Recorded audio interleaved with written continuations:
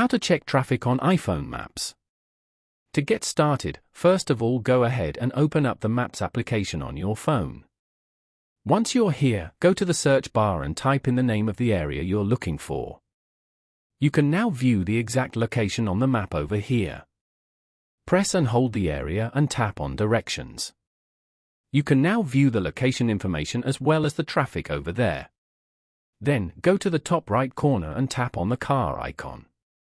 From here, you can choose the type of map you want to see. For example, driving, satellite, and more. This way, you get more control over your experience with the device and how you use it.